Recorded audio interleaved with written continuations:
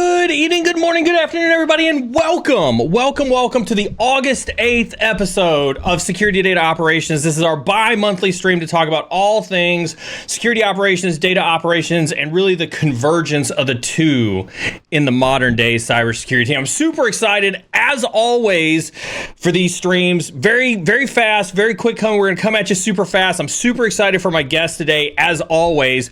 We are streaming across multiple platforms. I absolutely love it, whether you're on X, Twitch, YouTube, LinkedIn, Instagram. Unfortunately, we did not get the TikToks up and running. Sad. I actually wanted to see if I could get Jax to dance a little bit on screen for a little TikTok, but I guess we won't get that one. So we're just streaming across all the other platforms. So make sure wherever you are, you're tuned in, excited to get to today's content. Let's hit a couple rules super fast before I introduce my guest for the day. Number one, first and foremost, no toxicity, absolutely whatsoever. What does that mean? No racist, sexist, misogynistic, elitist, or otherwise toxic behavior is allowed in chat at any point in time. No tolerance. We have a zero tolerance policy for that. Absolutely. We do have mods in chat. Make sure you give a huge shout out, whatever platform you're on, to our moderators. Moderators do work tirelessly to try to make sure that chat is a free and inclusive environment for everybody to participate in. Mods make no qualms out of utilizing that ban button out of any of the platforms if you are in violation of any of the rules. Mods, however, are not here to stifle chat in any way whatsoever. As a matter of fact, we absolutely want to hear from you. One of the values that comes from these streams and any of the cyber and security streams being live is that you get to speak with professionals like myself and Jax and other guests that we have, on a regular basis, and really get to experience what it's like to talk to folks like us. Which leads us really to kind of our second rule, which is really more of a reminder than it is anything else. We love questions. Absolutely, hands down, we absolutely love questions. Jax is a fellow content creator. I'll get to that in a little bit. We absolutely love to interact with the community and answer your questions. And so one of the benefits from these streams being live, as I mentioned, is the ability to ask and answer questions in real time. So we encourage questions throughout the stream. Drop them at any point in time across whatever platform you happen to be under. We'll grab those questions and we'll push them up on screen as we see fit. It's always better. We always do this because instead of waiting for a dedicated Q&A time at the end, you get your question in early, we get to push it up early, and we get to ask the questions throughout the course of the stream. This way we keep it interactive, and that's how we really like to do it. And so without absolutely further ado, that's probably the quickest intro that I ever do in my entire life, Jax. Without further ado, chat, put your hands together across LinkedIn, YouTube, Twitch, Instagram, X for my good friend. So good to see you, Jax. Welcome to the SecDataOpsCast. Oh man, I'm on the stage. You are. Did you see me back here trying to do selfies? I was like, oh God. Maybe I can do a selfie while he's talking. I think it turned out okay. I'll post that later. Oh, jeez. You gonna get the selfie. Look at we go selfie time. Yeah. Oh, it's so fun. Oh my God. How are you doing? Oh, it has been fun. Yeah, let's just say it's been fun with the new job and everything, moving, life. I've been great. Good. At the end of the day now. Yeah, Good. It's been great. I can't imagine that there is anybody in chat that doesn't know you, but just in case you've never met Jax, just in case you've never seen Jax before, she's been on the stream before, I've been on her content before, she puts a ton of content out there. You're insanely popular with the cybersecurity community. So let me recap really fast, because I love to brag about my guests and I love to brag about you particularly, right? First and foremost, thank you so very much for your military service. You were in the military, and on top of that, you were Special Forces, Army Special Forces, and you were forward deployed. So thank you very much for your military service for that. You've also held some really awesome roles with Cap One doing threat intel. You were a threat intel warrant officer. You were a consultant for Guidehouse, which was formerly Grant Thornton. And currently you are VP of cybersecurity for Pearson, which is, as everybody knows, is the global tech company or global ed tech company that's out there. And that's just your day job, is leading a major function for a large organization like Pearson.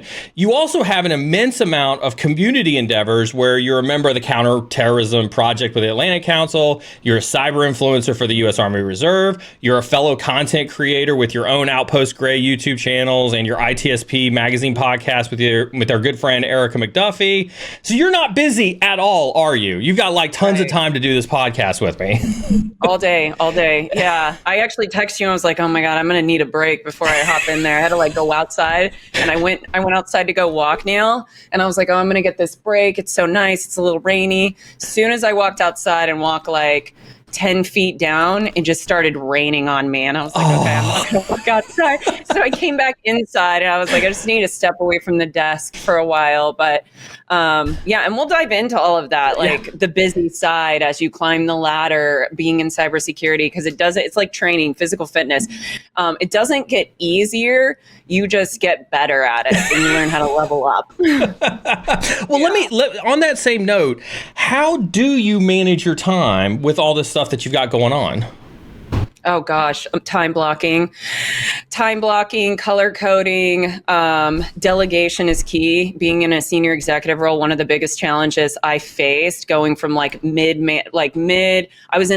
into an executive role, it was mid-executive role. It's very different being there than being in a senior executive role where you're driving strategy, metrics. You're not doing the day-to-day work. You're driving the day-to-day work. You don't get like footnotes when you go into this role. So for me, it was relearning how to time block appropriately to my skill, like my position, my skills, and then learning how to properly manage the talented team that I had so I could delegate, because there would be times I delegated a task that wasn't made for this person. He's more technical, or she should have been given this task, for example. So that's been my big thing, is just learning how to up-level my skills to that VP level appropriately. And then really it's ease and grace. I tell people this all the time, but it's like some days I just don't feel it. And some days I'm going to get behind, but the work's always going to be there, and I'll figure it out. And I did about 2 weeks ago start putting time blocks into my calendar. Today got kind of usurped due to a fire that we had to put out. But I time block, like blocks for me, and I don't let people take them. And 2 weeks ago, I actually communicated to my senior leadership and to my team, hey, I'm time blocking most of my Fridays now. I'll take about 2 hours worth of calls, but after that, I've time blocked most of my day for deep work. Can you real quick, as you talk about that, can you give people like an idea of what time blocking is, and then how do you operationalize this idea of time blocking? Like I think we make a little bit of assumption that everybody knows what it is, but how do you do it, and then how do you operationalize it? Yeah, this is such a great question, because I've heard people try to do time blocking and they're like, but it's too rigid. And what if I get to that task and then I want to do something different? So I'm going to explain with you what I do. But it takes a lot of discipline at the end of the day. So my calendar, first thing in the morning, every single day, 7 to 8 a.m., because I work UK time, is blocked because I start work, and that is when I check emails and I prepare for the day. So it is time blocked, check emails, prepare for the day. I typically will never take a meeting before 8 a.m. unless it is like time sensitive and I just have to. My meetings start at 8 o'clock, and it's pretty much like 8 till 2 o'clock until my UK guys go home. It is back to back to back to back. So what I try to do in that time is the start of the week, I already have my predetermined meetings, and then I go in there and then I put extra 30-minute blocks between maybe 2-hour windows, or where there's a natural break, so I don't have to move meetings that are already there. And then I time block, and the block will say whatever that task is going to be. It could be going for a walk.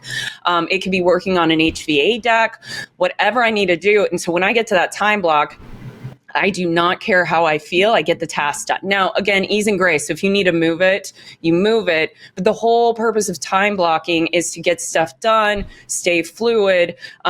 And a lot of people try to do this, and then they get to the task, they're like, I don't really want to do that. So now you're defeating the purpose of time blocking. So that's how I do it. I also have time blocked an hour in the afternoon every single day, right around 2 or 3. And it's my PT time. I go work out. I go for a walk. Today did not happen.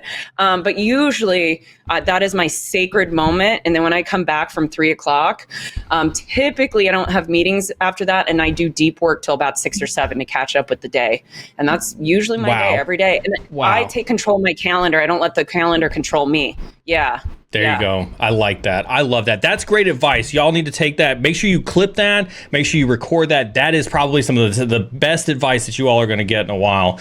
Let's dive into a few topics really quick, Jax, because there's definitely some things on your radar that I want to try to pull out for the community. And let's really start with your move from Guidehouse to Pearson. And I often talk to my community that there is an immense value in spending time in your career in consulting. I spent time at PwC. My wife did a long stint at PwC. Like, I'm huge on that value of consulting, and you get to see a lot of different challenges and solve a lot of diverse problems in consulting. But there's always that dynamic shift when you leave consulting and go to work for a big org like Pearson. And so can you dive deep into what that challenge was like for you to go from consulting to leading a global function like you are at Pearson? Yeah, I think taking a step back for the audience too, because you know me, so you know kind of where my journey's been. And a lot of people probably don't know that most of my time has been spent supporting or working in the government space. Mine is Capital One, because even when I worked at Fire, Mandiant, I was a consultant for the federal space. So I had very little experience in the corporate sector, maybe a few years. So it's good to mention that, because it's a very different animal in the corporate world. But I can tell you, I was ready to move to the corporate sector from the federal sector. However, what you aren't prepared for when you're a consultant is, as a consultant, you go in and you solve problems. You go in, you assess their environment, you provide them solutions. They do the implementation. They do the execution. You're like this is a oversimplified thing, but you're a program manager. You're a technical program manager. You go in and you make sure they're doing what they're supposed to be doing. And sometimes you do the implementation, but not always. Most of the time you're guiding them through that. Their team is doing the implementation and everything. That's why you're being brought on. Fix their stuff. In this job, you're all of it. You are the consultant, you are the solutionist, you are the implementer, you are the all of it. You are the roadmapper, you are the creator, you are the now let's go and do this, let's execute it. You are the continuous monitoring piece. You're all those things that as a consultant, you pitch and help them develop. Now I'm doing all of it. And what's unique about Pearson, and I think it is unique to Pearson, not a lot of companies operate this way, but Pearson has 6 different functions. They have the digital and technology where I sit. So that's like the main kind of area. But then we have 5 businesses. And every single one of those businesses have their own entire ecosystem with CTOs. Some of them have quote unquote quasi security teams, marketing teams, hiring teams, their HR. They have their own way of doing things. We have 17,000 employees. And so what's unique about my role and my team is we sit not only in CISO, so we drive security objectives, but we work in all of the divisions. So I have to know, we're not like the other elements within CISO, which provide a service, but they sit directly in CISO, and they do have some connects into the division. I'm not saying that, but our role specifically as the business information security team is to embed into the division and know exactly what's happening day to day, so we can address security concerns before they happen and then drive that back. So it's that the complexity to your question was really whoa to me, but then recognizing how different the commercial sector is versus the federal sector, and just the consultant part. I tell everybody, I think everybody should be a consultant for at least 2 years, because the skills that I gained from that has helped me immensely, because one of the big things you need to be able to do is storytelling and sharing and socializing the plans that you want to achieve. And I learned all of that through consulting. So now that's helping me within this role of developing relationships and helping with driving my strategy at the end of the day. Yeah. I love that. I love that. And speaking of strategy, and again, I know some of this is you and I, worked on some of this, kind of as you've transitioned and worked towards this, but I want to pull this out, for everybody to see. Did you develop kind of either pre-employment or as you've gotten settled into Pearson, did you develop a 30, 60, 90-day strategy? And if so, talk high level. I don't want you to disclose anything sensitive. Can you kind of describe what that was? And then what I want you to do then is also tell the audience how that changed once you got hired and realized, oh crap, this is reality. Yeah, so I jumped in really eager. I was like, I'm going to do a 90-day strategy. We're going to like 3 months. We're going to like thinking we're like super agile and all this is going to happen. And I came in just like, woo, that, really like that, like new kid that's like super excited. Yeah, about 4 or 5 weeks in, I was like, WTF, what did I just get into, Neal? And yeah, that was a me problem, not a them problem, because you can't change a massive organization to move faster. So you have to kind of reassess what you're going to do. And I'm one of those people that I like to overperform. So I knew immediately as I was coming into my second month, this amazing 90-day strategy that I had put was a little more optimistic than I realized was possible and a little bit more aggressive. And so I actually took a step back and I made a 6-month plan. And I don't know if that's 180 days or whatever, but I re-strategized this. I was like, okay, it's not, because everybody hears about the 90 days. And for me, I had to change. So in 2 months, I said, screw it. My 90 days is now it's about developing relationships. It's about knowing my team's talents or gaps. It's about making a foundation for my team. So in 3 months, I want to turn around and I want to launch all of these big projects. But in the first 3 to 4 months, I've got to build credibility. I have to build trust. I have to know who my team is.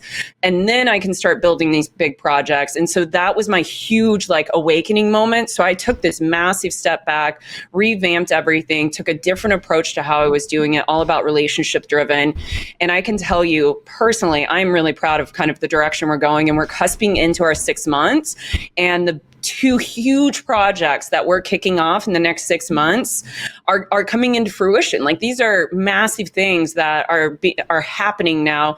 But if you had asked me 2 or 3 months ago, I don't know, I would have been like, ugh. Yeah, culture. And that's the other thing, culture change. So one of the things my boss said when he brought me on is he wanted to see a culture shift.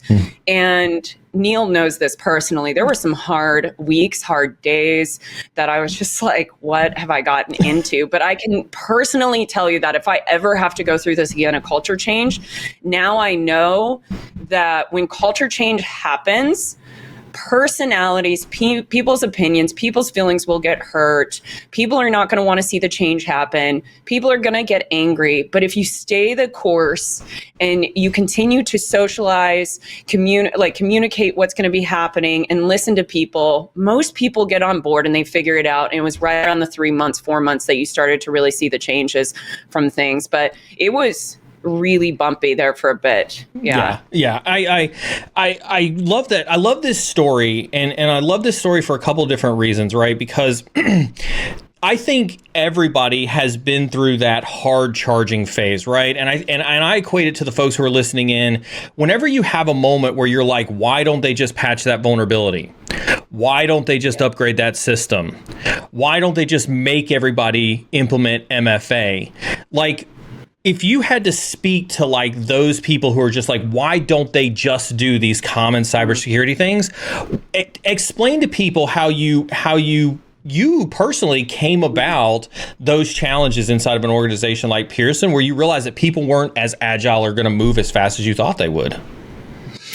Yeah, and I think part of this, and I just have to say, DJ BISO, good to see you. He said, Jax coming in running full speed and someone threw down a glue trap. So, dude, so true. Oh my God. And then I was like, ugh. And I'm like, what is happening? I was not making friends and influencing people in my first few weeks. People were like, who is this chick? Oh, it's terrible. But, So from this perspective of thinking of Pearson and having the 5 divisions and everything, what I always try to take the perspective, and this is just in life, is that everybody's doing the best that they can. I always assume a positive intent. And something you sometimes see in security is oh, people are just doing that out of spite. They're not listening. I wish they would just install multi-factor. It's not that hard. But there's always a reason why it's not getting done. And what I did is I had all these calls with the CTOs within the different divisions, and I asked them immediately, one of the first things I said is, what are your security challenges? What are your pain points? What are the areas that CISO isn't supporting you?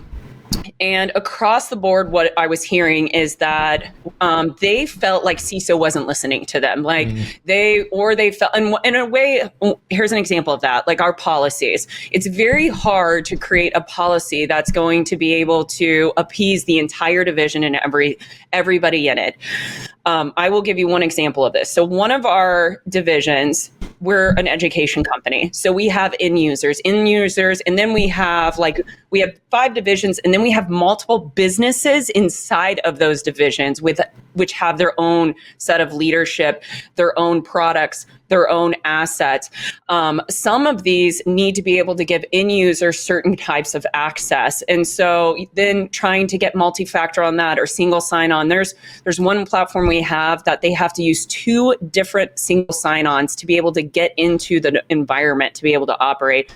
So what I've noticed is, and this is for all security professionals that work at large organizations, encouraging you to step out of your area and your silo and recognize that although it's easy for you to install MFA and you're like, yeah, it just takes X, Y, and Z, everybody should do it. There's probably other intricacies that are at play that the leadership is not setting that up. There might be some issues with the users being able to get in there. So they're like providing them that they don't have to have MFA or single sign-on or whatever the situation is. That's what I've started to realize was when I started sitting down with them and asking, because I'll ask, like, if it was MFA, why aren't you utilizing MFA in this environment?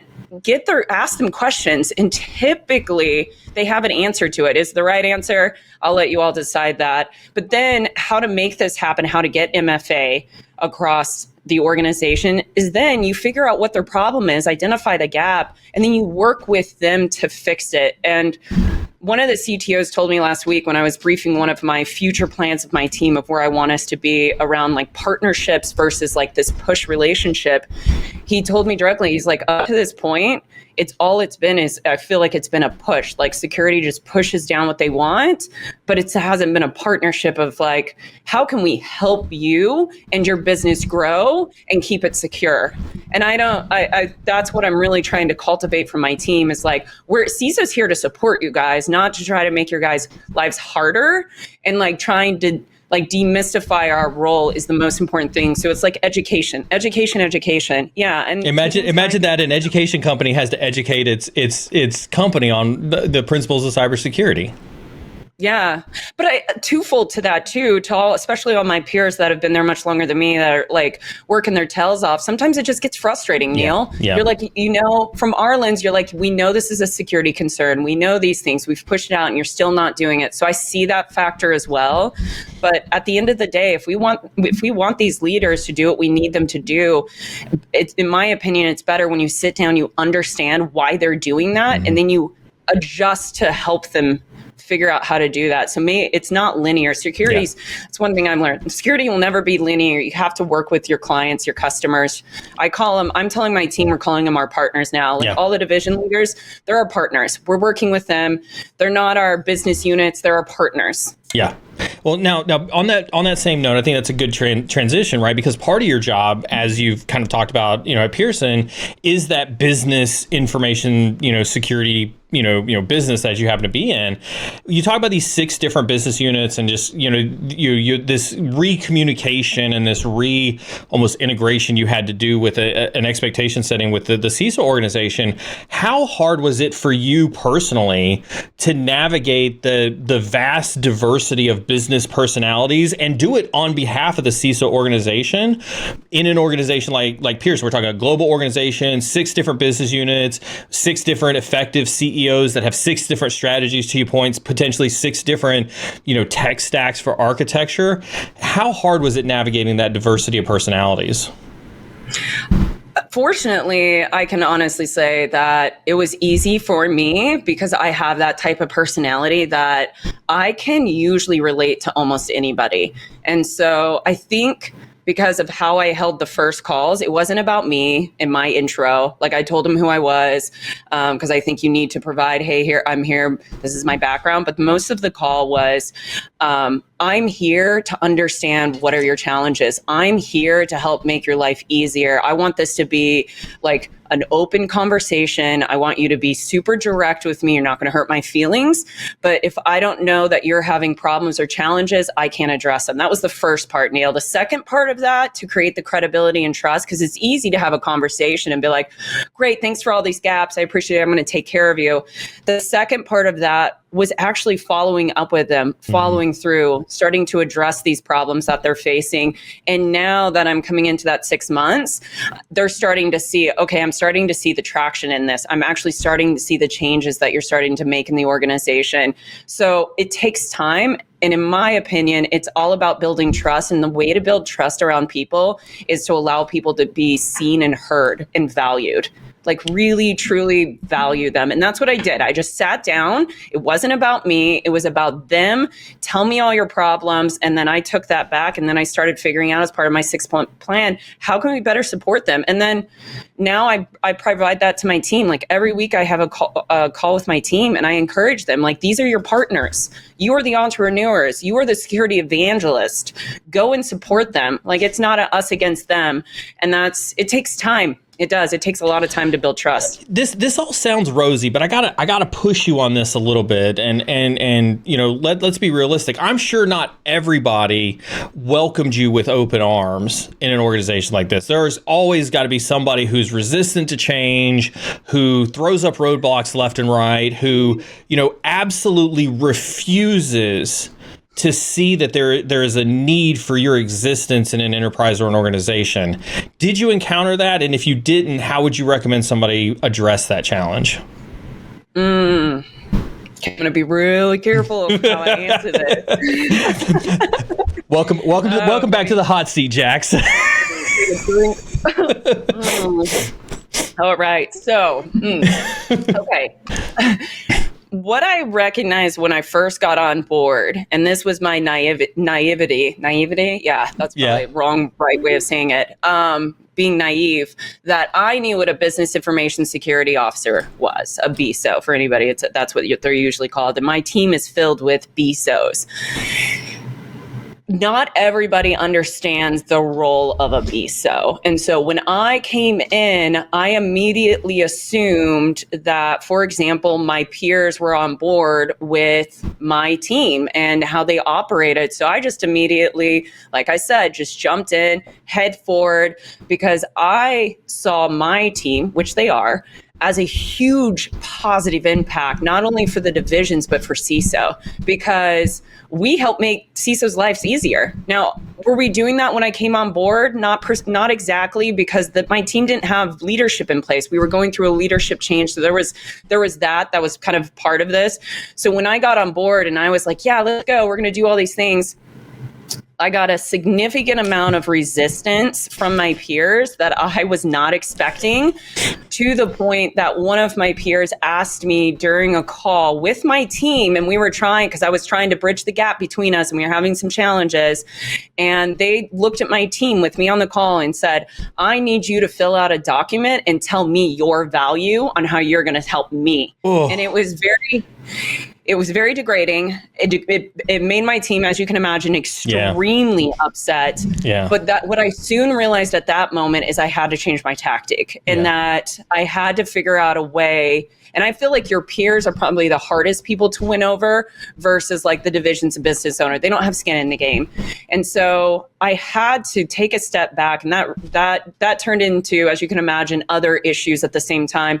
But it took time, and it took time through education. It took time by working with my team and getting them back into alignment of what they were actually supposed to be doing, because they were doing a great job, but they didn't have leadership guiding them as far as what are your roles and responsibilities look like? What are we supposed to be doing? Kind of getting rid of miscommunication that was happening, because my team would communicate something that wasn't correct from what, should have been communicated from another department in CISO. So I think as we've moved through that, and then we've had some personnel changes happen through that, it's been immensely better. But when I first got on board, there were some immense challenges with that I had to address, and it was not easy at all. Well, thank you for the transparency, and thank you for sharing that with us. I think it's important for people to realize that, there's a lot of dynamics that come in when when you're coming into an organization, everything from we're glad you're here to some resistance. And there's a lot of different ways that you as a senior leader have to look to address that. And so I appreciate that. I want to pivot really quick because you've recently done some cool stuff, and I want to talk about some of that cool stuff. But you also took on some challenges going into Pearson, if I recall. You were challenged to take on some of the difficulties in understanding AI and how to best position it inside of Pearson. And I want to kind of hear from you, how daunting was that challenge when it was laid before you around AI? AI is a beast. People think they're just like, they throw around AI as if it's this like one thing, and it's like Chat GPT, and that's just even just one fragment of AI. It's super challenging, and I'll be the first one to say I am by no means an expert in this field. I know enough to be dangerous, and I know how to sort of I think that's like any programmer out there, though, if they're very honest. I know enough, and I know how to be able to smell the BS if necessary. But I will say we've gotten an AI person on our team now, so he's very knowledgeable, which is helpful. But I was very, very cautious when I got in there, and I think that when you're going into a field in the tech space, you never want to overpromise any of your skill sets because, we all have seen that meme before. Yeah, absolutely. Where you overpromise and get in, and then everybody realizes, you overcommitted yourself on your resume. Yeah. Lied on your resume. Yeah. Now, chat, really quick, pay attention. This is one of the times where chat, stop multitasking and listen to what I got to say here. Jax has created a course, and I appreciate her modesty on this, but as you can tell, she's intensely passionate, and she's intensely, she's a deep researcher and tries very, very hard to be an expert and understand things. So I'll speak for her, I'll brag about her a little bit in that regard, having worked with her for a number of years now. Jax, you've gone on and you've created a course with ACI on auditing artificial intelligence. And in doing your research, and Chad, this is for you, in doing her research, she obviously had to do a ton of research and become an expert in creating this content. Jax, you've been nice enough, and Chad Jax has gone out of her way to exclusively launch access to that content here with us today. And so anybody in Twitch chat, you should be able to use the !AI, and I'll get a mod to post it over to YouTube and to LinkedIn as well for the links. But you can get access to the brand new cyber and security website for all of her AI auditing research. This isn't her course, and Jax, you can talk about your course here in a little bit, but this is all the research that she used to build an AI auditing course that is now available on ACI. So Jax, on behalf of my community and everybody throw their hands together for Jax in terms of this, thank you so very much for making this available to my community and to yours moving forward. Yeah, I'm happy to. I honestly, after you and I started talking about it, what was it, a couple of days ago, I'd never even thought about like repurposing the content and sharing it with the community, because it was a really in-depth AI audit course to teach you about like what is AI versus assurance and assessment and the different types of models. So I think you guys will like it. Hopefully reach out to me if you have questions. Tons of references. I will have to add credit though. I did take the course through Dr. Shay Brown with Babel AI. Amazing company. That company is the company I would recommend for anything AI audit. Like, they are a reputable company. There's a ton of non-reputable companies out there that are just throwing the sticker of AI on there. This company actually helped drive the AI Act, and they're also part of the For Humanities, which is a nonprofit that's driving a lot of the AI initiatives. So the guy's great. Dr. Shay Brown, he has his own YouTube as well. But yeah, that's where I got those references. Awesome. Yeah. So let's dive into a little bit of those references, and let's share some of your learnings about AI with the community as you've gone through this. Let's start very, very basic. Let's start at the top. What is AI auditing and why is it important? Audit. Okay. So AI, be clear, like auditing is a more rigid approach than like assessing something. Usually an audit is associated with a law, like a legal law that you're having to do an audit. An example of this is the New York City law, AI law, that came out like a year ago. They required, if I remember this correctly, a third party to come in and audit their HR systems, not assess them, not create assurance. So it's usually surrounded by laws, legal legal requirements for the company. The challenge that I identified when I was building out the course, because I told ACI Learning, yeah, let's do this. And then I got about a month in and I was like, I need like 4 months to build this course because it was just it was really wild. I still can't believe I did it, Neal. But I just wanted, because I like to make sure that I know the topic that I'm teaching. So I dove into it. And what I realized is there's so much complexity for anybody that's like an AI nerd out there knows this. There's so much complexity is the AI with the various different layers of like, you've got, not just AI, but then the machine learning, the deep learning, the artificial neural networks. Then you get into the different types of models that are associated with it. So with auditing, there are so many different tools that you can utilize. Like, I think there was like probably 30 or 40 different tools. There's like the top 3 that you might use, like the Confucian Matrix and the AC Rock. But what I realized is you can audit very different things. You might be auditing for bias. You might be auditing for like an algorithm. You might be auditing the data filtering that's coming in and out. That's the thing that was like really shocking to me. It's not auditing an AI system is not one size fit all. And one of the first steps when you do an audit is you have to get super, super crystal clear on the data set that you're auditing, why you're auditing. Because you could audit, one model, you could probably audit it 5 or 10 different ways if you wanted to. So it's not, what was interesting to me is when you do a CSF assessment, it's pretty clear cut. You go in, you know what you're assessing, you know how you're doing it. That's not with AI. There's so many different ways. So you've got to be really careful when you're asking for an AI audit, being really crystal clear on what that looks like. And if you don't get the right team in there, how are they going to know? So this is interesting because like you said a couple things in terms of like different types of ways to audit, talking about auditing the input and output. And I think we've seen various iterations of that over the last couple of years with ChatGPT as people have like tried to fish sensitive information out of models and manipulate the input to get different types of output and things like that. But you mentioned something there that I want to kind of dive in a little bit because I hadn't thought about that before. You talk about biases in AI systems. How do you get biases in AI systems? What are biases in AI systems? How do you get them?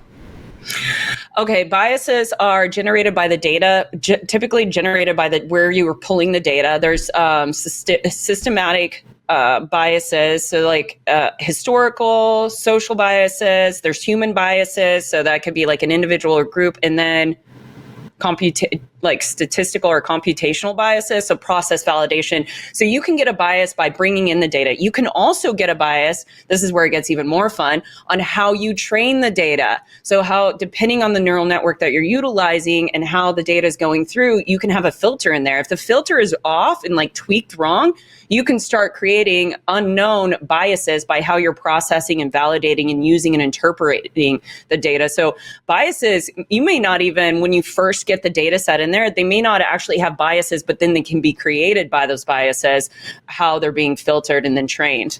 What makes AI so really complex to be able to audit.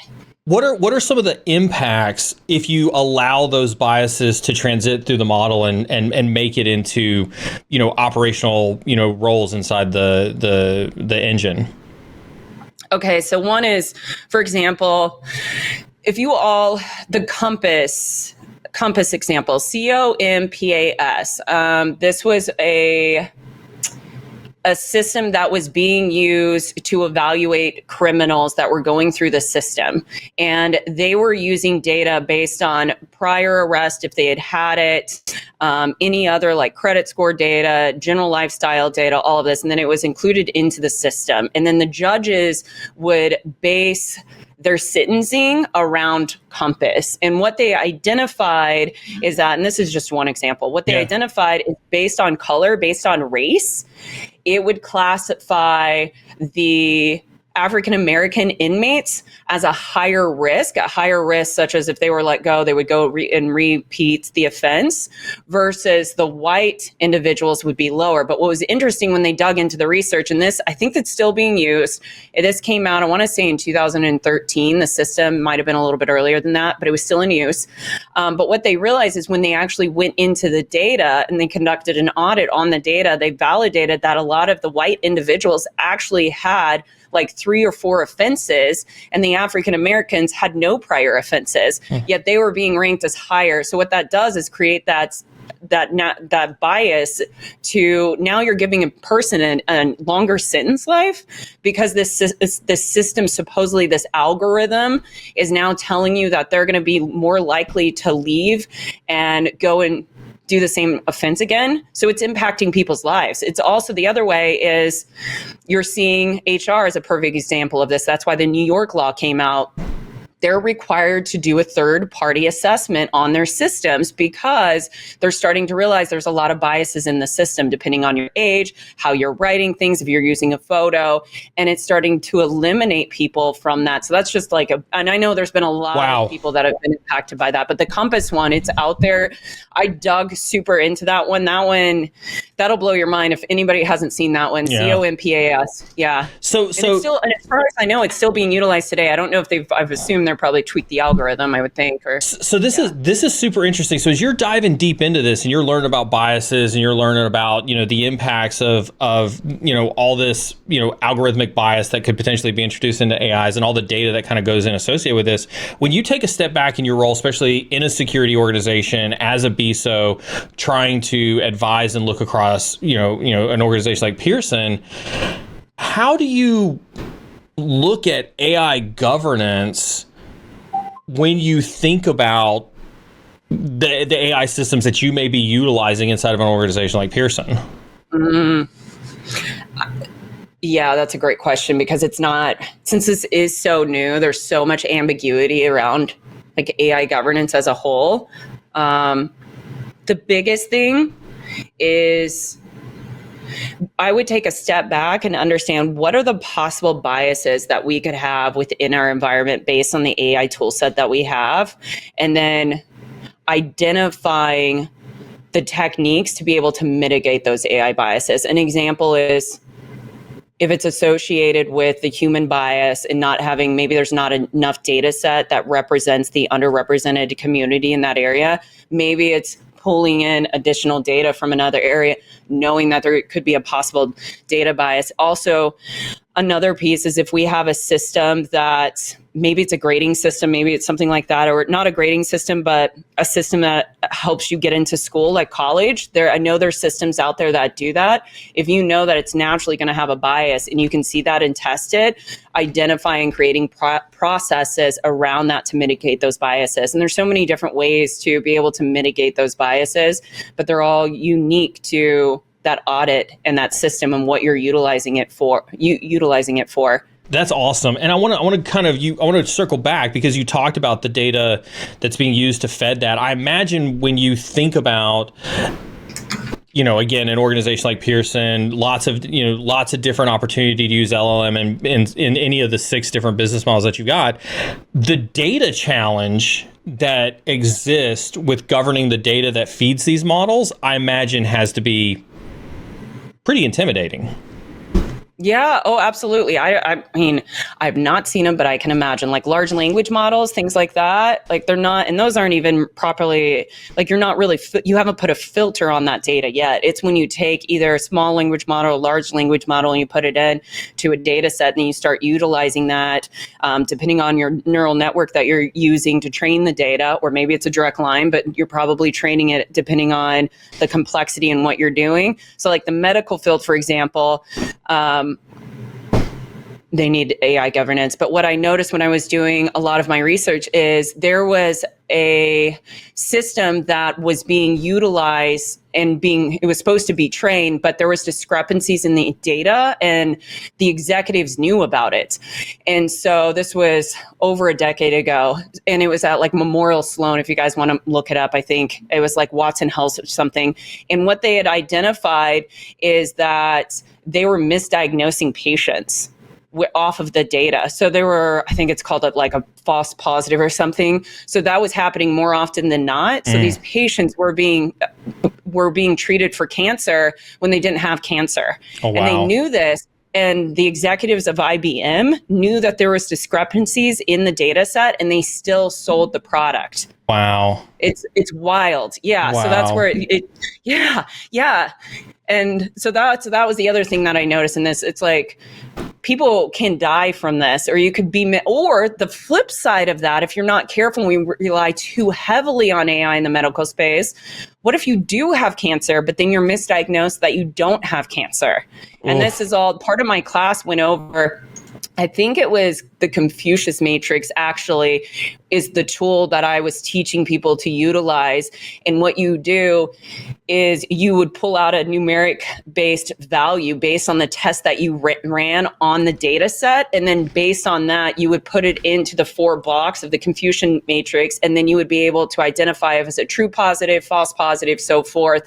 And then based on that data set and your testing, then you would look at it and see, because you're always going to have some data that's not accurate, but then you would be able to see how far off is it, and then you tweak the data, you refilter, you tune it, and then you keep that main data set, that training set, basically, you keep training that model, and then you put that back into the model. So the model stays the same, but you pull out a training set, and that's how they'll do the testing on the model. So they can't test, I mean, you can try, it's like boiling the ocean, what people don't realize.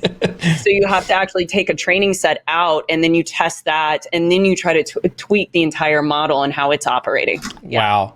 This has obviously generated a lot of questions here. The first one from our good friend BSec, right? Nice. But can you truly mitigate the bias if the AI is always training on new data and users could swell the data with their inputs? No, you can't. No, bias is always going to be there. By skewing the data, you're naturally creating a bias to mitigate the bias. So there's always going to be a bias. It's to make sure that it's not harming somebody. It's not creating like cause of death, like cancer to somebody, like cancer treatment to somebody it doesn't need it. Or if you're noticing that the data set is not targeting the under, what am I trying to say? Not underappreciated, but underrepresented population.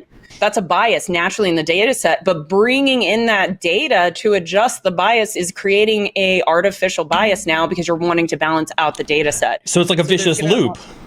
Exactly. So that's why it's so important to audit these systems and pay attention to it. And people are starting to realize how sensitive these systems are. And it's not just plug and play. Like plug and play, and then once it starts doing its training, it could think about it. It's like flying. If it's off by 1% on how you're training, after time, I mean, you're going to be in California instead of Seattle. What is so then so this feels like security control 101, right? Like you've got to build this thing secure by design from Jump Street. And so like what are some key considerations when you're building, if you're in this model space, you've got tons of data, to your point, you're not going to be able to assess all the data that's going into the model, but how do you ensure algorithmic fairness when you're looking at these types of models? Okay, so that's such a good question. Thank you. If I was creating, I'm like, man, if I was creating this from scratch, what would that look like? I think that it would get into taking into consideration that it's more than just humans that you want to look at. You want to look at the impact on the people, technology, even the planet when you're building out these systems. And they call it, Babel calls it, I don't know if it's collectively within the AI org, socio-economical systems. Crap, am I saying that right? I think so. That sounds right. Socio-economic? I think it's just economic. Social-technical AI systems. Yeah, and that is all about considering other aspects, not just the technical aspect, but realizing that there's people are going to be associated with it, the hardware, the laws, the regulation, the data, the algorithm model. So when you do one of these things, you have to look at like what is the decision or the end that we want out of this, because the algorithm or the model, it takes the data in, you filter based on what you're utilizing as your filters. Your neural networks are all inside what we call, a black box, gray box, white box. And then based on that and how you've modeled it is going to deliver you a decision, which that's when you take your human action, or, laws and regulations are all based on the decision. So you have to consider all of that from the data point all the way to the decision when you're building these. And what they're trying to do too is they being the government of the United States, is trying to approve opening up the black boxes so we can have more transparency. However, I don't think that's going to happen because there's a lot of proprietary, especially with how we're now integrating our world into API keys. So I foresee the future of this. If we can get into that, that will get more into a gray box where you can see some of the inner workings, but you can't see all of them. Otherwise, I think we're going to have like breach of privacy. But to really make sure that these systems are protected and they're doing what they need to be doing, we would need to, in essence, go to a white box to know, like, how does this operate? And that's the other challenge. We're not going to get there. It's going to be black box. We're only going to be able to test based on the data going in, the filter. We won't know very much on the black box, and then the output. That's really what you're testing on. And then you're only testing on a data set, not even the entire box. That's what makes it so challenging. Yeah. Wow. So I mean, you've done a lot of this research. You've obviously, I mean, you've dived really, really deep into this and done a lot of work. And you know, we can continue to dive in this, but I think this is a really great question here from Twitch, which is, how deep does one's knowledge need to be to audit AI? Should you be familiar with linear algebra, gradient descent algorithms, et cetera? Like, what do you think the maturity level of that education needs to be? Who sent that? Oh, Camir Sarah, sorry. Yeah. Okay. Yeah. Cammy. I'm gonna call you Cammy if you don't mind. That all of those. Like, I took the Babel AI course. It was like a 2 or 3 grand course to take, and it was a remarkable course. But I can tell you, when I got into, like, he goes deep in the math, and I'm like, I had to pull up and out on that. He got into the linear algebra, everything. Like, he went into it. So that's why I said his team does it the right way. Like, they dive into this. Now, I think that at a super high level, you might be able to audit these systems, but if you want to really do it right, you're going to have to understand algorithms, math. You're going to have, like, I wish I had been that smart when I was younger. Right. Yeah, I pulled up and out. I didn't even finish that course curriculum. It was a whole section that was really, really tough. If you guys are interested in it, I think he breaks up those sections. So you might just be able to take that if you guys like math, because he has a PhD in physics. So he dives in like deep. Yeah, and I took some of them, but it was so far over my head. He goes into like major algorithms, breaking it down, and just my head exploded. So yeah. So it's fair to say though that, like, if we were to look at things on a spectrum, like, obviously, you know, there's a lot of different depths in which you could be an expert in terms of auditing, especially, and I say expert, like, is it fair to say that AI is still so new that there's a lot of different places that, regardless of what your mathematical expertise is or where you're at from an understanding perspective, you could fit in somewhere on this AI auditing spectrum? Oh my God, yes. There is actually part of my course. I talk about the non-technical aspects that you need, because you need to both have the technical prowess, but also the non-technical. So an ideal team, in my opinion, would be 2-person team. Someone that's really has great interpersonal skills and can help with writing the report, because that's the critical part, and can be able to communicate what's happening technically to the business level. So you need that person, and then you need a wicked technical person that has that mathematical background that can really dissect those systems or those models in the way that we would need. That would be an ideal world for me, as a 2-woman team to do that. But I agree with you. It's still, we're maturing, but we're still in a very immature space as far as understanding AI and how it works and how to audit it. Not so much how it works, probably more around, like, how do we audit this effectively so we can not only identify these biases, but hopefully prevent more coming in by trying to adjust. So I don't think we're there yet. So that's an interesting segue, right? Because, you know, you're in the content space. I'm sure you get this from your community. I get this from my community a lot in terms of AI and its future, specifically in the cybersecurity organization and stuff like that. If you were to, now that you've gone through all this AI stuff and you've really dove into the deep end of the pool, if you had to predict 3 ways that AI could be used today to make a cybersecurity organization better, more efficient, you know, things like that, like, what would you narrow those down to? Okay, so one way that I've seen, and you and I actually talked about it, but I don't know how effective this would be yet, because I didn't use the tool, but in GRC, there was a tool that we were looking at that was going to be able to go in and I wasn't on all the meetings, but I heard that they were going to go in and they were going to basically scan our network and see where our deficiencies were as far as compliance and policies and all of this. And then they were going to provide us with this, what sounded like, here's a roadmap to get you to kind of where you are to the future state. I don't trust that yet. I think we can get there, but I would be leery to lay too heavily on that without trust but verify first. So I think that once we kind of tweak that, I think it can be a great resource for us to be able to go into our environment, identify that, and then create the documents we need. Like have a smaller language model that we utilize that knows our policies, knows how we do everything, and it does it all for us. So that's it. The other thing is on security specifically, and we're seeing this with more and more organizations, the use of AI within the intelligence space and being able to use like a certain code or something to be able to scrape for indicators of compromise, pulling data much faster. I think it's probably out there. I just don't know it, like something for the dark net. Actually, I have seen it, and they can go in and they can actually scrape the dark net much faster to be able to get data associated with a keyword. So that would be helpful for security.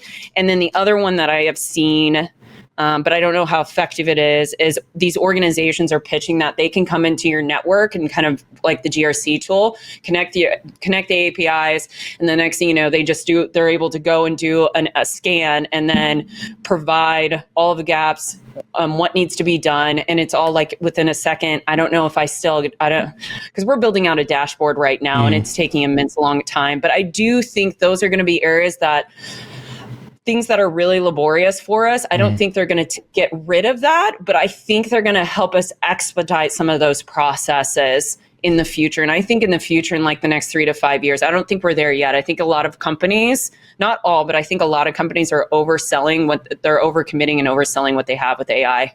So funny you mentioned, as Jax talks about the GRC space and AI, make sure you're tuning in tomorrow morning at 8:30 Eastern. I've got she's an ex-McKinsey GRC person. She's coming on the stream tomorrow morning, and she's going to speak heavily about using AI in the GRC space, and I think that's going to speak heavily to what Jax is talking about. So if you're interested in continuing the AI conversation, especially in the GRC space, make sure you tune in tomorrow morning at 8:30, when we talk about that. One more for you, because I thought this was really interesting. You talk about having, back on the Pearson conversation, you talk about having some, transformational activities going on inside of Pearson. You've had some staff, transitions that have happened as well. Pearson is growing. Obviously you're over there and you're kicking ass, and I couldn't be prouder of you for that.